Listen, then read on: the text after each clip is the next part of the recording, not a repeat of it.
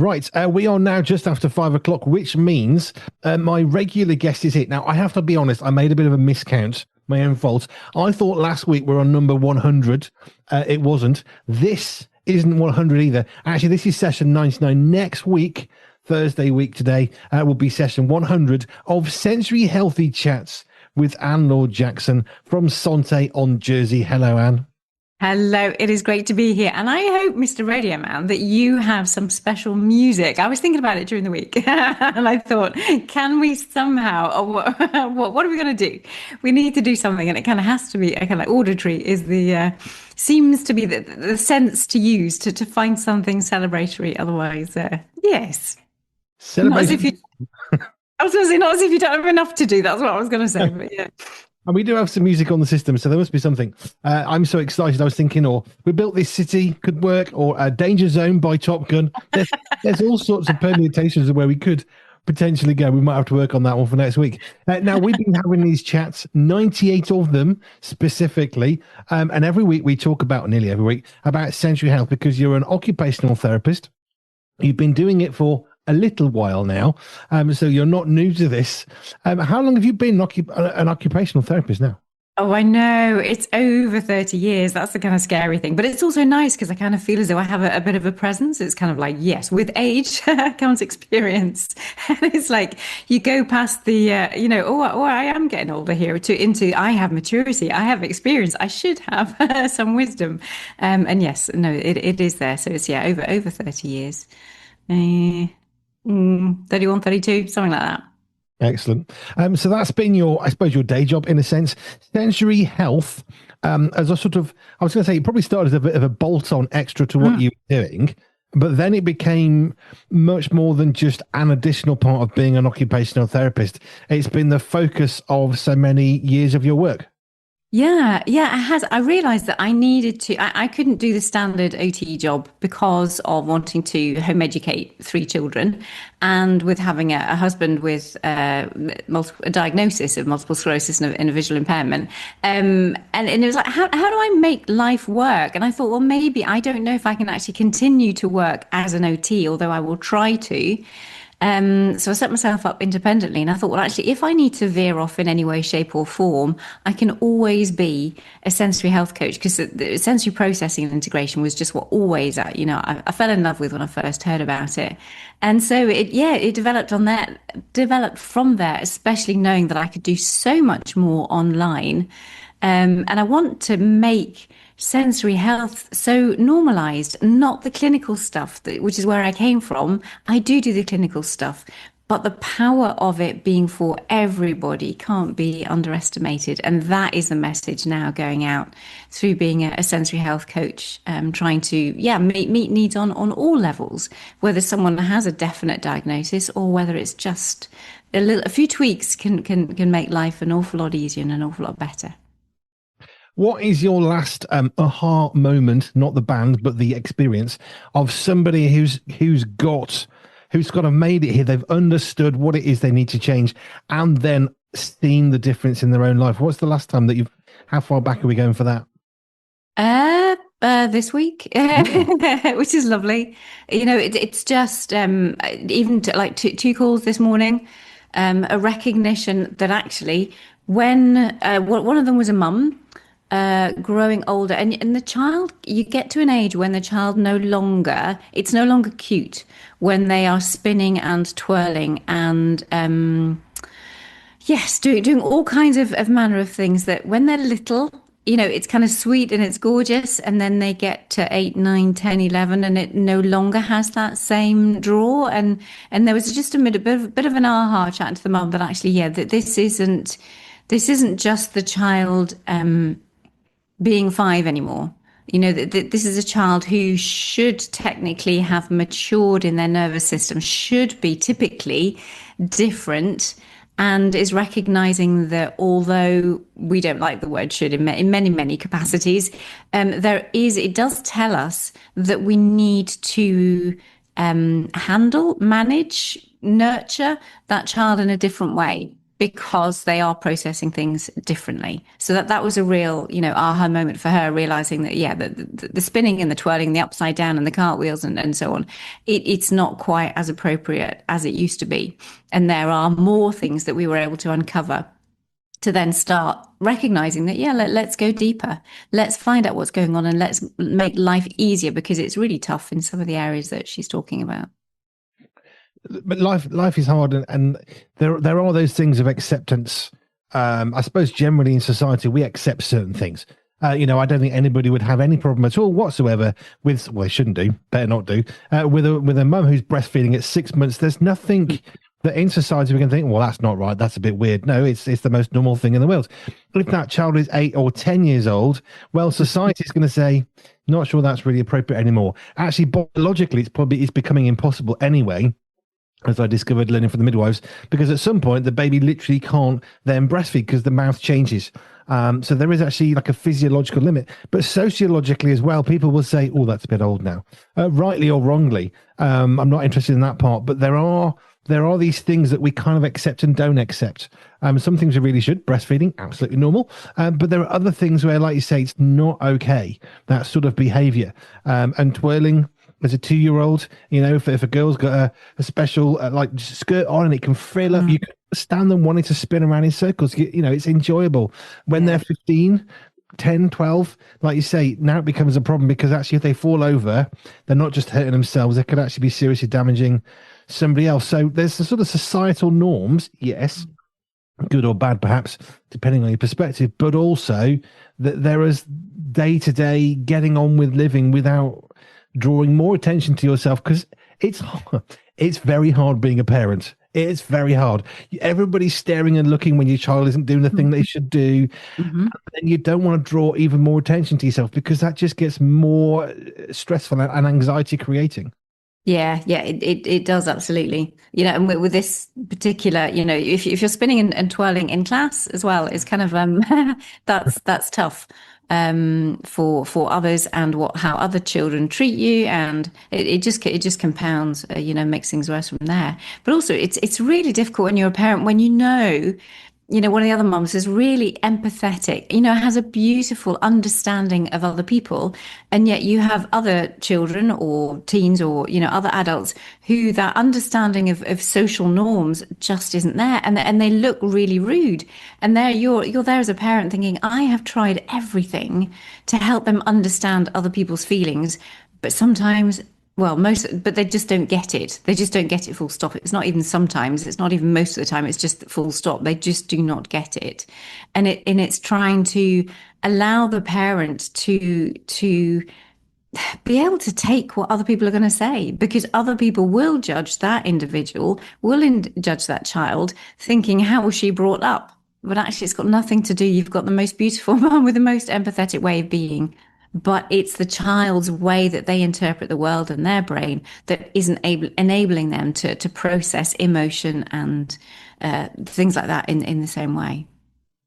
Which sort of, I wasn't going to say, but let's go there anyway. It makes me think of sensory healthily fitting in.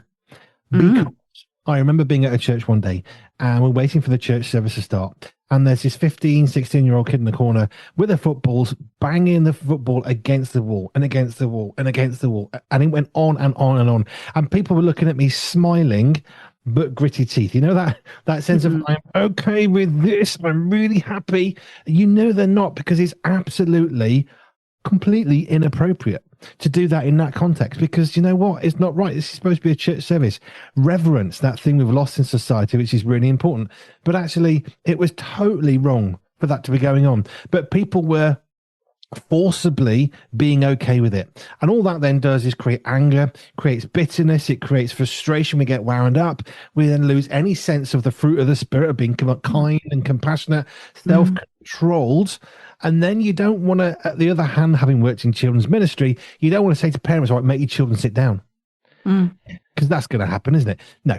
So you've got somewhere between these two extremes where we need to try and find a way of working together, because there are also societal norms. Again, come back to that phrase, which I don't necessarily like, but there are those norms and ways of getting on together. You can't go to the local climbing frame with your children and throw all the other kids off because you want your child on there. That's not going to go down well. So we're always trying to find ways of getting on with each other in society. But how do we help people help their own children, their own grandparents, whatever sensory healthy age you're struggling with? How do we best help them fit in when we don't want to suppress and squash people, because that's really bad. And we also don't want to say, yeah, whatever you want, go for it. Because actually also that's not okay either. No, it's not okay. And that's where we go back to the assessment. We go back to finding out what their thumbprint is, because those things that are driving the behaviors, we need to find what the drivers are. And then that could be from any sense that is causing that. Any of the 8 senses that we talk about, could be driving a behavior, could be a driving, the kicking of the ball against the wall. Plus, there could be things that are not sensory. So until we've got a really good understanding of all of the senses and how they're processing, you can't go in there with any sense of, well, you can try things, and that's what people do. People get ideas off, Facebook and YouTube, and that's fine. But there's nothing that replaces having a proper look. How is their system functioning? Only takes, for me, it takes an hour or two to do it properly. We can do screenings in 5-10 minutes, but it's a deep dive to really understand what it is about that person, and therefore what are the things that are going to work for that person, not general stuff that is often banded around. And it's getting to know the individual, seeing how God has made them, fearfully and wonderfully made, just as they are. Let's see how we can make life easier for them. And it's that juxtaposition, isn't it? Of, on the one hand, you want your children to get involved in situations. And I'm thinking, as a parent, when my kids were little, the climbing frame is a classic one. How do you get on with other kids? They're not at school. They're not in the same groups. Therefore, there's this, we don't know. Generally speaking, in my own observations on life, the younger the child, the better they are interacting with others, because they just get on with it. The older we get, the less good we are at playing with each other, or working with each other, perhaps, as we get older and more cranky. But on the one hand, you want your children to engage, but on the other hand, you don't want them to cause a problem. You don't want them to hold them so far back that they don't even try, because, well, let's not offend anybody. Let's just hang back. Actually, you want them to try and to engage. And it's really hard to find that balance of trying without being rude, of holding back without not trying. And somewhere in the middle of that is trying to cultivate this little person to be confident and outgoing and kind and polite and all the stuff in the fruit of the Spirit. Yeah. Don't all our parents, don't anybody who's been a mum or a dad or a carer or an adopter, it's just, everybody needs a little badge. It's just like everybody, we've all done the best that we could with what we know and what we don't know. It's it's a tough call. It really is. One of the first things I realized as a parent for the first time with my first son, thinking, we read a few books. Very relevant, because you know what? That's talking about somebody else's child, or a generalization that doesn't apply to my child. And what we realized was, you know what? All those parenting books out there, not that they're all rubbish, because there's some great material that we can glean from them. But if you take a book and think, right, this is how it's going to be, you will fail. Absolutely, you will fail, because no one book is going to help you. None of those self-help books for parenting. You need probably 20 or 30 to get a rough idea. And then you still need to be willing to chuck it all out and think, that doesn't work for my child, does it?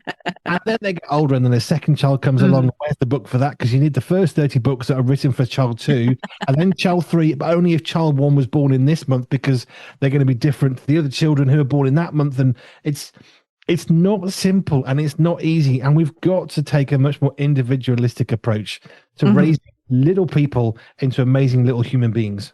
Yeah. And help our big people, flourish in the workplace, do what they do well, and then be the best parent that they can be, because there's a lot of adults walking around with stuff that they have no idea why they react the way they do, or in marriages, and people are saying, they're struggling. And it's like, well, let's dig deeper. Let's get to the root of some of these behaviors that are more tricky. One of the things I've really enjoyed is, we're talking about children perhaps a bit more focused today, but one of the things I've loved from the very beginning is one of the very first people that got in touch and said, "Anne, help," when they were nearly 60 years old. because sensory health is not about small children. Sensory health is about every person, which if I've learnt nothing in the last 2 years and a bit, 98 sessions, 99th today, if I've learnt nothing else, it's that it affects every age. That there isn't an age when you think, oh, it's all right, I've reached sensory health, healthy maturity. I'm there now. Well, no, because you get older and your ears start to fade, or you get a bit older and your knees don't quite work as they used to do, or a bit of arthritis starts, and even though you were physically really well, connected to your own sensory health, now you can't hold things and you've got to learn things. So all the way through life, from pre-birth, which we've looked at that as well, mums who are pregnant, how do we help the babies, and all the way through to folk with dementia, and how do we help people with dementia with sensory health. And that's what I've enjoyed about these chats, because I think if we'd only talked about toddlers, not I'd have got bored, but I think we'd have run out of things to say. But because this is every single person on the planet, never run out of stuff to talk about. I don't anyway, but that's a different story. And also, I mean, what you were talking there about arthritis, I just thought, I don't think we've spoken about this before. One of the mums that, or one of the people that I saw, she wasn't a mum actually, one of the people that I saw was also, was coming to retirement age, hadn't been diagnosed with autism, but had, or ADHD, but definitely had traits, elements of each and every one. But what she did, she regulated herself so much, because it's a part and parcel often of those diagnoses, one of a generalization, she says, to be kind of anxious. There are social situations, but there's also sensory experiences, there's sensory overload when there's just too much in the environment that's going on, and you kind of like shut down, and adults have their own burnout and their own or their own versions of meltdowns of what children have. So this lady was doing this amazing stuff. And of course, here in Jersey, where I am, we have beautiful beaches and sea, and folks can get out into nature really, really easily. So that was a go-to for her regulation. Now that the arthritis is setting in, it's just like, oh, we really need to look at how we are going to get you regulated, keep you regulated, now that the physical stuff is getting harder. So it does, every aspect, every stage of life throws up something different that we have to think about and think, right, okay, how are we going to do this for your age and stage, for who you are and for what you want to do? If she didn't want to be doing certain things anymore, well, that'd be fine, but she does. So it's just like, right, what can we do to make that happen? Which is the OT part of the thing that you do, because occupational health, occupational therapy, you got it right the first time. Not like we've had lots of these chats or anything, and I've had lots. I know what it is, because we say it's sensory health, but it's occupational therapy. So if you get occupational health, that's right. Okay, but I'm a bit slow on that one. But maybe someone else who was listening got that before me. But that's why we have the confusion. There you go. I still don't know what I do, but I think it's really hard in life to know how to go through life, but we do need to go steadily, and we do need to adapt. I mean, one of the things for me is when I started on heart meds that stop my heart beating faster, one of the things I love to do, if I get a stiff back, which I've had not on and off, but it always comes and goes, I go for a faster walk, and it's the speed of walking with my arm swinging that fixes my back, and you can hear it releasing as you go along. Well, when my heart wasn't beating faster, I literally couldn't walk faster. So in the last year, I've had a stiff back far more frequently. There's literally nothing I can do that I can find that will work. And it's really frustrating. Now, I haven't given up fully trying to fix that problem. I get a stiff back. It's just one of those things now I have to live with because I'm on heart medication. But I'm not going to call them sweet spots, because that would suggest that they're really nice, but they're at least weak medication parts of the day when I can go for a walk and I can actually go a bit faster. So I've had to learn to adapt to go in those times. And it's really frustrating, because after a year of this, I still want to go out walking when I would normally go out walking, like after my show. Can't do it. It's not a good moment for me at that point. I really miss going out for a walk after my radio show. It was really good. Now I can't do that. I have to find another time. Went out last night. The children were going to bed, and I said to Joe, I need to go for a walk. So it was like 11 o'clock at night, got the torches out because we're in the middle of nowhere, went for a walk at 11 because I can walk, and I needed to walk for my back, and it helped me to sleep better. So we're having to make adaptations just because I'm on medication that prevents me from doing something I've done for the last 47 years. And so we're finding a different way of doing it because that's part of life is learning not just what you can't do, but how can you carry on doing the things that you need to do, that Yeah. you want to do, that you'd like to do, that you choose to do, that are good for you.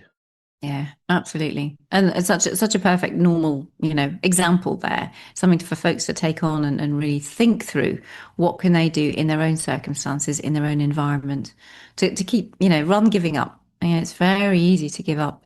It's very easy to just, not bother. The effort's just too much, but a little bit of thought for something. What was the one thing you can change to make that life that little bit easier this week?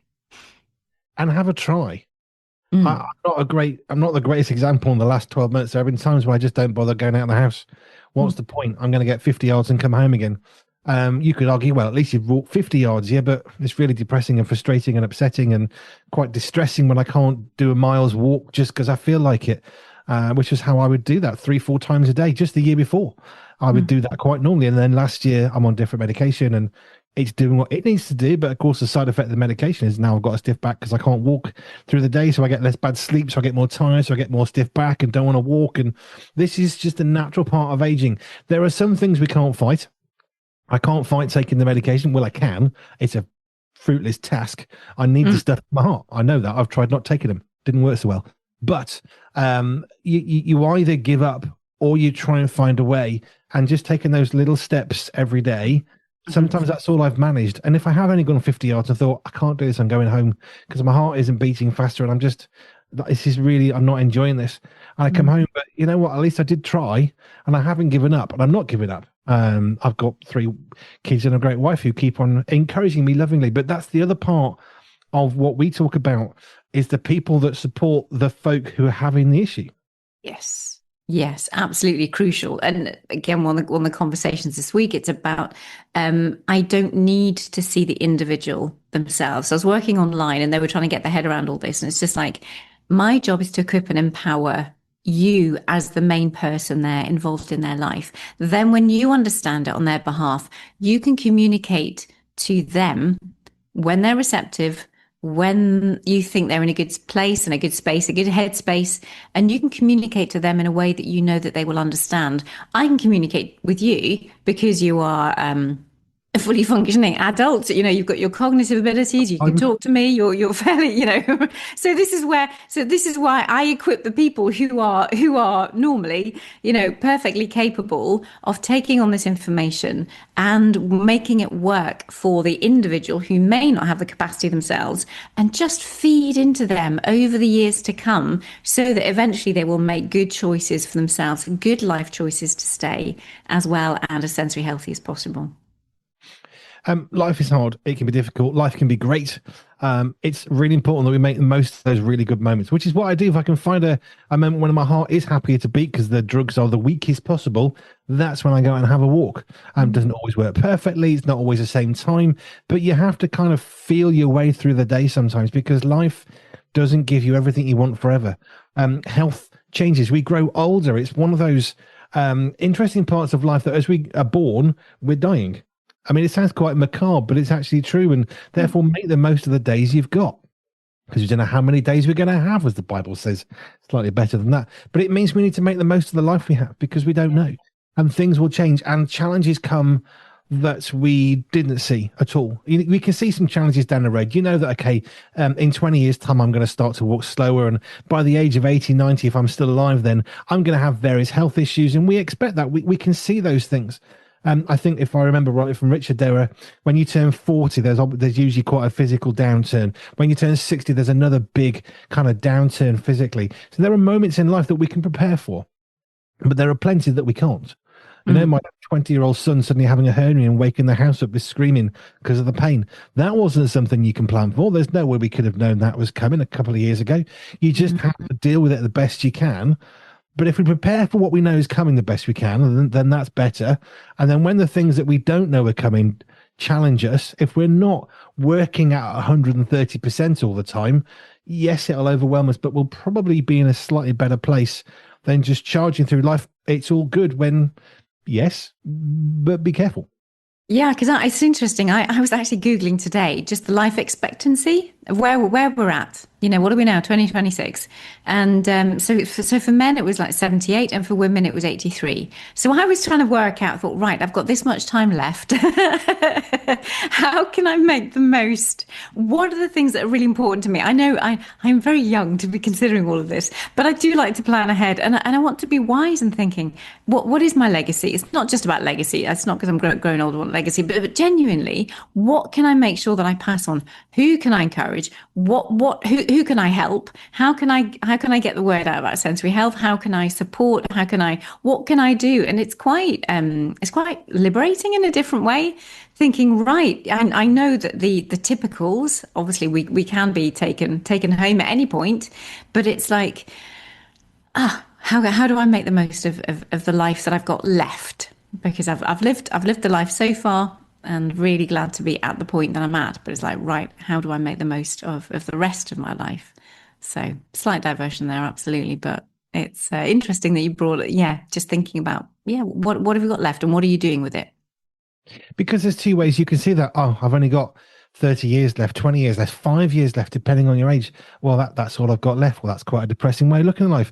Or you can think, hey, I've got another 5 years. I've got another 30 years. What can I accomplish in these 30 years? Because you're either grinding to a halt, and we know it's a classic thing, but teachers, they get to the summer holidays, they stop because they're working at 180 million miles an hour. They stop and they spend 3 weeks ill because their body's like, well, thankfully now I can actually have a rest, and you're going to be ill because adrenaline stopped. Well, that's no different to when we're hitting 65, generally speaking, retirement age here in the UK, at least. It's going up a little bit, I think. But we either keep charging on and seeing what we can do, which is where occupational health and therapy stuff, occupational, I don't know, heathery, I don't know, they can mix the words up, but we can keep going. We can do amazing things. But if we just stop, well, I'm too old. Well, yeah, you're going to have all sorts of problems because you need to keep going. Mm-hmm. Mm-hmm. Yeah, and my mum is in her 80s, and so I started at the gym and said to her, look, why don't you come? It'll be good. So she says, well, maybe, but I don't like the fact that I have to go, kind of thing. So she stopped for a while, but then she realized that there's no maintenance. So I mean, if she's not going to the gym, she came back this week and it's just like, oh, I didn't realize the good that it was doing me. So she's now back, and it's like, it's great. Why can't you in your 80s be in the gym and keeping fit, and as well as you possibly can be, getting that proprioceptive input and yes. But we either think, oh, well, I've only got 20 years left. What can I possibly do? Or we think, I've got 20 years. How many new projects can I start? How many more people can I encourage? How can I improve this about my health? And, the classic things that we think of when people are younger is, can I run with my children when they have their own children? That's quite a common kind of future planning situation. I don't run, never really do running, so that's never really a question I bother to ask. However, there are other things that we can plan for the future. And I think it's just important. And if you are struggling with your physical health, you'll go and see a doctor, or you should do. And if you're struggling with your sensory health and you're thinking, what even is sensory health? Oh, that's what it is. Then you have people like you who can come along and assist, because we want to get the help. We want to encourage people. That's why we have a radio station and the magazines. It's how do we uplift? How do we encourage? How do we give people a reason to get up tomorrow morning and the morning after that? Well, here's a reason why, and we're going to be here for you for that. And there's so much that we can do to make the world better if we just try. Amen. There you go. Right. Now, you mentioned songs. I put some songs in. We'll have to think of some more for next week. We talked about Aha, slightly humorously. I've got Aha with the Living Daylights from James Bond. And then we've got Let's Get Excited by Alicia Dixon. I'm going to play that one for a few reasons. One, who knows what life's going to be like tomorrow for any of us? We don't know. Next week, next year. However, right now you're alive, you're listening to this, so life is very good for you because you've got the radio on and we're here for you. So life is brilliant. But it's good to get excited about the future. And I am genuinely excited. We have little bits of paper. This is a bit sad, isn't it? Behind the scenes. So we write down on here. Can I hold it up to the thing? Which you can just about see. That's a little piece of paper. We do an interview, we write it down. I'm really excited next week that I'm going to be writing down 100 on the interview sheet. It then gets processed by Nathan and edited and put to YouTube and all the other stuff that has to happen. It's a way of, it's in-house organization. It's piece of paper, it can't crash. It doesn't get erased easily. But I'm excited about next week because It's something to look forward to. Well, what you're excited about? Well, it's 100th. It's something to celebrate. You know why? Because celebrating and marking things, as we keep on saying, is always worth doing. It is indeed. I can't wait. I don't know. We'll be chatting away, nothing and everything, but it'll be beautiful and special and hopefully equipping, encouraging and enlightening for our lovely listeners. It'll definitely be different from normal somehow, although I haven't planned that in yet or told Anne any of the thoughts I haven't yet had. So let's play those two tracks. Alicia Dixon with Let's Get Excited, because, hey, that's good. And The Living Daylights with Aha coming your way, and more besides. Here at Pure 247 Radio, we've had the privilege of speaking to some amazing people with some amazing stories. I was about 5k off the coast paddling, and I was watching this storm on the land, and it literally hit a mountain, and rather than just going over the top of it, just turned and just came straight at me. You can't stay on the board in that instance, so I literally am jumping off the back of the board. I've got everything tethered down on the board. I'm just holding on to the back of the board.